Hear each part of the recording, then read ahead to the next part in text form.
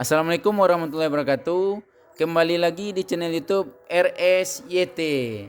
Dimanapun Anda berada, pada kesempatan kali ini kita akan mengungkap kisah cerita Siti Nurbaya. Yang mana Siti Nurbaya ini terkenal gadis Minang yang cantik rupawan. Dan yang dikisahkan ceritanya itu kasih tak sampai dengan pasangannya Samsul Bahri, pasangan kasih tak sampai. Dan di sini kita sudah ada Bang Febri yang tidak jauh bermukim dari Gunung Padang, tempat di mana dimakamkan Siti Nurbaya. Boleh Bang dikisahkan cerita Siti Nurbaya, Bang? Ya. Jadi menurut cerita dari orang tua saya, kisah atau cerita Minang di Sumatera Barat tentang kehidupan Siti Nurbaya, seorang gadis yang bermukim di Padang, tepatnya di Gunung Padang, ada suatu kampung. Di sanalah awal mula kisah dari Siti Nurbaya. Jadi Siti Nurbaya mempunyai paras yang sangat cantik. Siti Nurbaya mempunyai akhlak yang sangat baik, sangat-sangat baik. Dan Siti Nurbaya mendapatkan ketenaran namanya di seluruh penjuru Sumatera Barat karena kisah dari almarhumah Siti Nurbaya. Mungkin ada yang berpendapat, Iya, Bang. mungkin ada yang berpendapat kisah dari Siti Nurbaya itu hanya legenda, hanya cerita. Tetapi menurut orang tua saya memang itu telah terjadi di zaman dari nenek moyang kita. Dari dulu, dari zaman Belanda itu sudah ada. Memang real, itu memang kisah nyata, bukan cerita dongeng, bukan legenda. Jadi Siti Nurbaya itu mempunyai kisahnya itu ditulis oleh salah satu sastrawan Minang dari awal sampai akhir hayat almarhumah Siti Nurbaya. Diangkat ceritanya berawal dari keluarga beliau. Mungkin ya secara singkatnya saja, Siti Nurbaya putri Minang lah, orangnya baik, mempunyai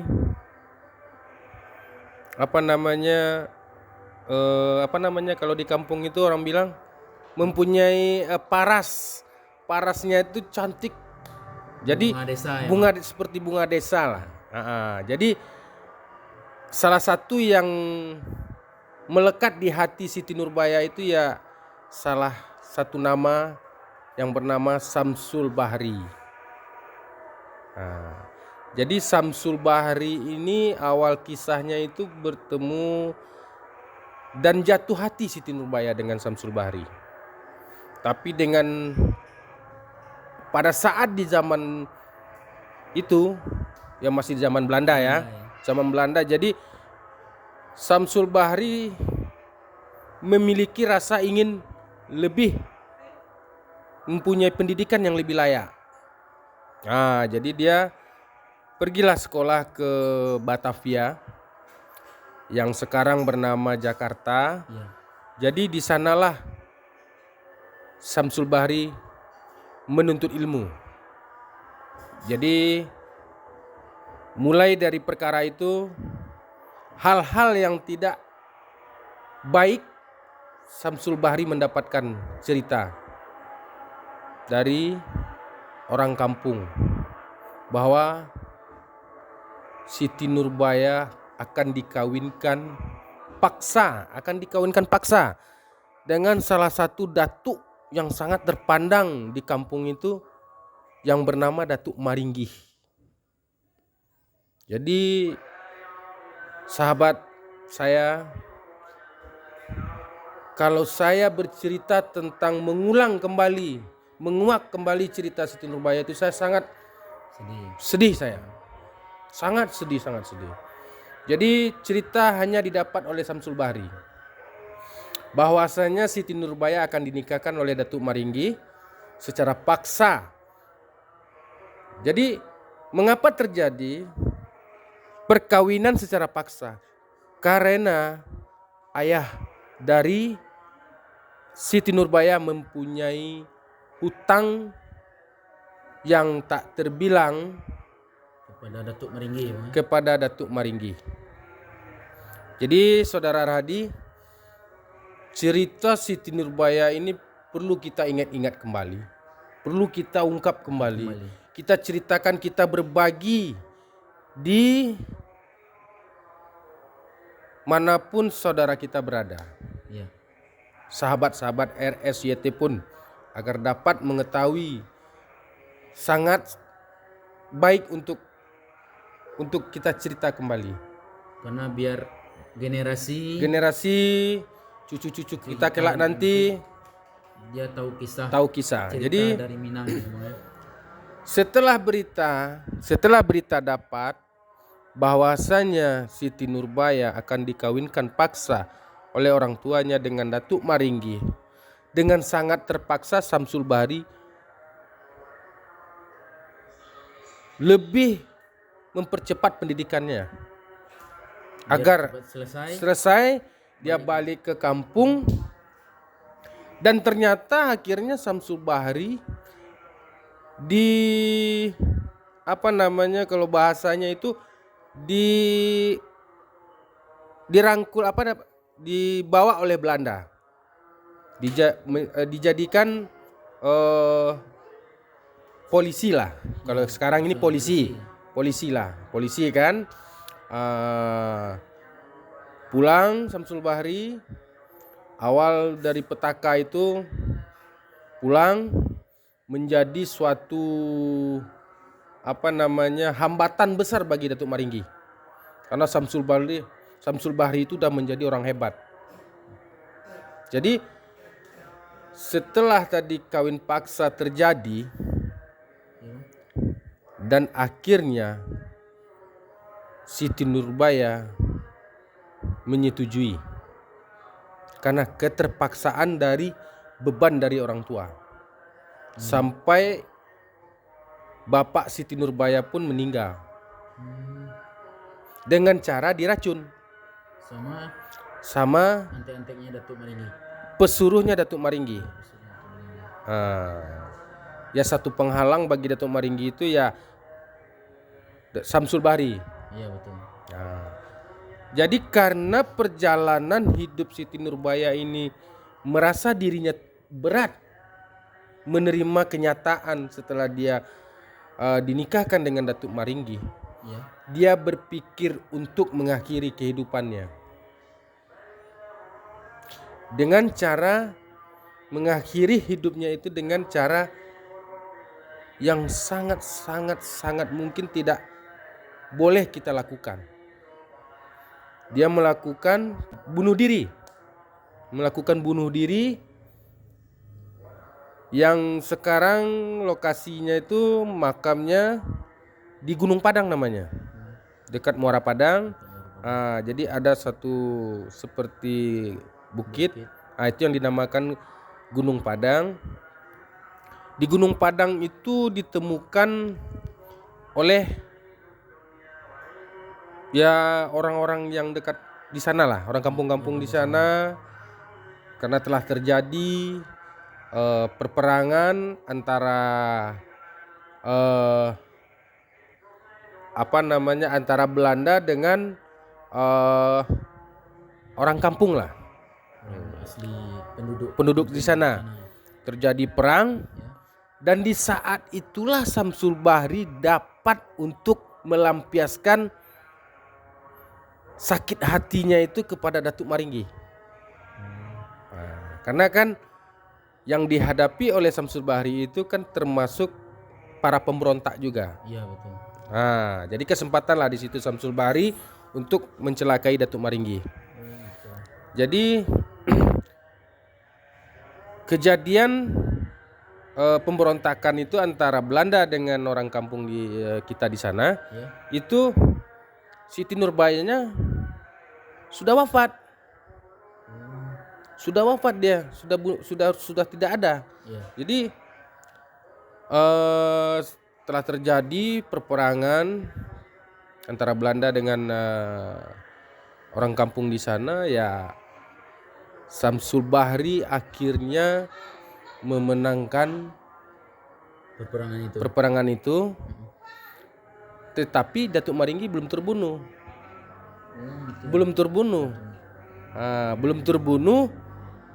Belum terbunuhnya Samsul Bahri sama Datuk Maringgi. Orang ini kan saling ingin mencari celah di mananya kan. Dan akhirnya di akhir cerita dari akhir perperangan itu bertemulah Datuk Maringgi dengan Samsul Bahri. Dan kesempatan Datuk Maringgi pada saat itu diambilnya parang, dipukul ke arah wajah Samsul Bahri, tepat kena di wajah Samsul Bahri. Parang itu kan, kalau bahasa Minangnya ladiang, bahasa Indonesianya golok. Jadi tepat di muka Samsul Bahri, tepat di mukanya kena. Masih berpakaian polisi kan, berpakaian Belanda lah, company.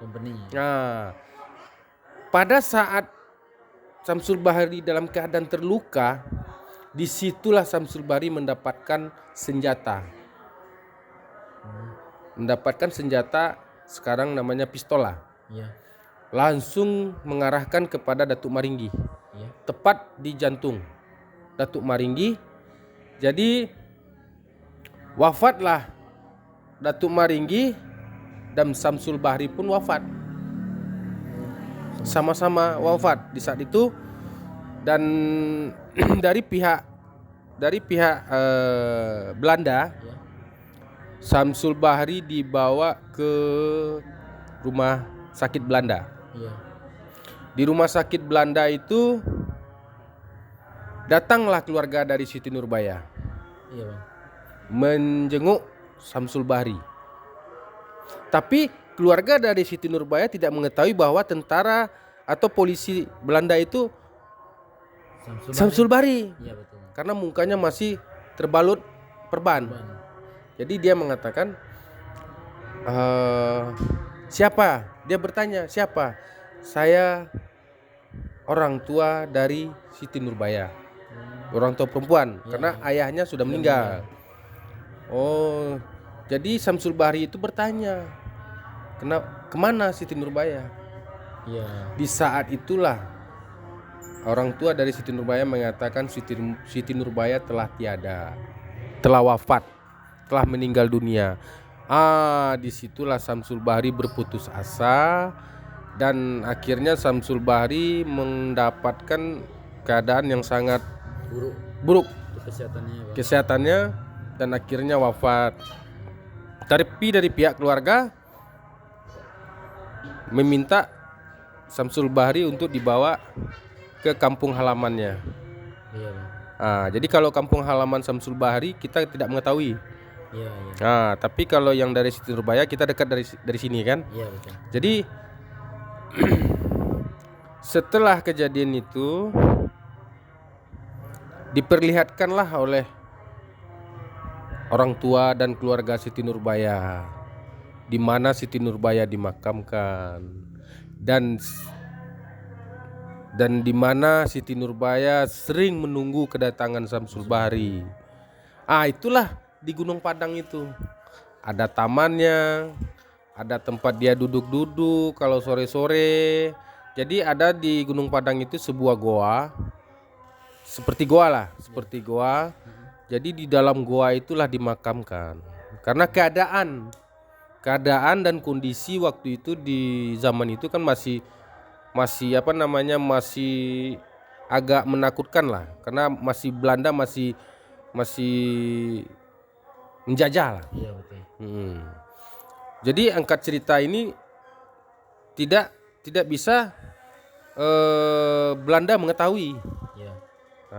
Belanda tidak mengetahui siapa dan ada apa di kampung ini. Iya betul. Jadi setelah itu pihak pemerintah dari Kota Padang Ya. melestarikan dan merenovasi Gunung Padang dan merenovasi semua fasilitas yang peninggalan dari Siti Nurbaya itu ada di Gunung Padang. Ada di Gunung Padang. Dijadikan pariwisata ya, Pak? Dijadikan ikon lah. Ikon pariwisata atau kisah yang boleh kita untuk menelusuri, bertanya kepada orang-orang yang ada di sana. Iya. Jadi memang ada makamnya, tetapi makamnya itu di dalam gua batu. Gua batu ya, Pak? Ya, nggak ada istilahnya, kita tidak menemukan tanah. Memang batu. Di sana kita bisa nanti melihat taman-tamannya, kita bisa melihat di mana dia sering duduk, dia sering menyisir-nyisir. Jadi di Gunung Padang itu sebenarnya itu benteng Belanda. Tapi Belanda tidak mengetahui apa yang telah terjadi di sana. Iya. Dan akhirnya Belanda mengungsikan diri dan meninggalkan benteng-benteng, termasuk meriam-meriam Belanda itu ditinggalkan di sana dan beralih ke Jepang. Setelah itu kan Jepang masuk. Berkemungkinan mungkin di sana ada bunker-bunker juga, tapi peninggalan. Cuma tidak bisa kita, mungkin ada yang bisa terekspos, ada yang tidak bisa. Karena melalui jalannya itu sungguh sangat ekstrim juga. Jangan sulit lah bagi kita untuk menembus ke sana. Tapi kalau untuk sejarah yang kita ceritakan malam ini itu ya tentang dari perjalanan Siti Nurbaya, kisah kehidupannya dia. Iya. Jadi jangan sampai nanti kita salah paham dengan cerita Siti Nurbaya. Betul. Kalau ada Siti Nurbaya berarti ada Samsul Bari. Iya. Kalau ada Samsul Bari berarti ada Datuk Maringgi. Di manakah Datuk Maringgi dimakamkan? Di mana Samsul Bari dimakamkan? Iya. Karena kejadian yang terjadi pada saat itu dalam keadaan kondisi kritis. Karena kan Belanda masih mencari para pemberontak, Menjajah ya, Bang? menjajah di Padang, Sumatera Barat. Makanya waktu itu setelah wali kota pertama Kota Padang, wali kota Padang pertama Bagindo Aziz Khan. Itu wali kota pertama. Wali kota pertama ya di saat itulah, waktu zaman-zamannya Siti Nurbaya itu masih asisten Demang lah. Asisten Demang itu udah seperti gubernur dia itu. Tapi setelah wali kota Padang ada Bagindo Aziz Khan, makanya situs-situs atau sejarah-sejarah di Kota Padang itu dikembangkan dan direnovasi kembali. Termasuk antara sejarah Siti Nurbaya dengan sejarah anak durhaka Batu Malin Kundang itu sejalan. Iya. Sejalan Gunung Padang dan Batu Malin Kundang. Jadi mungkin ada yang ingin berkomentar atau atau komen lah, ingin bertanya. Kenapa ceritanya Siti Nurbaya itu singkat? Kenapa ceritanya itu enggak dari kecil atau gimana gitu kan? Memang kenyataannya ceritanya itu diangkat dari keluarganya. Kita bertanya dari ke keluarganya. Iya. Nanti kita bisa menengok rumah pertama lahirnya Bagindo Aziz Khan di zaman Belanda. Bertepat di Alang Lawe. Alang Lawe dengan Gunung Padang itu jaraknya dekat. Iya, betul. Jadi perekonomian Sumatera Barat itu berada di Pasar Batipuh. Kalau orang bilang namanya Pasar Gadang sekarang. Itu pusat pemerintahan Belanda. Iya. Jadi nanti kita lihat nanti peninggalan dari situs Belanda, bangunan-bangunan Belanda. Ya. Jadi memang real cerita Siti Nurbaya itu memang telah terjadi. Dan kita bisa sambil jalan-jalan melihat lokasi Bisa. Nanti kita bisa Padang ya Bang ya. bisa melihat. Ya. Nanti kita juga lihat tempat rumah yang bersejarah, Ya. tempat lahirnya Bagindo Aziz Khan, wali kota pertama Kota Padang tuh. Ya. Di zaman itu.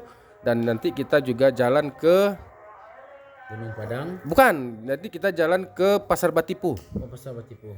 Pasar Batipu itu stasiun kereta api yang sangat-sangat melegenda itu. Pusat perekonomian Belanda itu ya di Pasar Batipu, Pasar Gadang namanya. Kalau orang Minang, orang Padang mungkin tahu. Jadi masih ada lah bangunan-bangunan Belanda itu masih ada. Masih banyak. Jadi setelah itu nanti kita langsung ke Gunung Padang. Di Gunung Padang itu pertemuan antara air laut dengan air sungai, Ya. air tawar. Ya. Air tawar. Jadi bertemunya air laut dengan air tawar. Disitulah payau, air payau namanya. Jadi disitulah perdagangan laut melalui pelabuhan Muara Padang. Ya. Disitulah kantor di Belanda di sana semua, perdagangan kapal Belanda di sana semua. Jadi untuk video selanjutnya besok saya bersama saudara saya Radi akan melanjutkan perjalanan untuk melihat. Kita ngambil videonya lah. Apakah benar ini cerita ini kan gitu. Nanti kita lihat video-video selanjutnya. Kita langsung ke lokasi. Oke, sahabat channel YouTube RSCT dimanapun Anda berada, kita akan menelusuri yang telah diceritakan oleh Bang Febri, yang mana tempat pusat pemerintahan Belanda di Pasar Batipu yang sekarang disebut orang Pasar Gadang. Dan kita lanjut ke tempat tanah kelahiran rumah Bapak Bagindo Aziz Khan selaku wali kota pertama Kota Padang. Dan kita lanjut ke Gunung Padang melihat makam dari Siti Nurbaya dan peninggalan-peninggalan yang ada pada saat zaman Belanda waktu itu. Oke bro, jangan lupa like, comment, subscribe channel YouTube RSCT dan nyalakan notifikasi loncengnya agar kalian tahu video-video kita berikutnya. See you next time.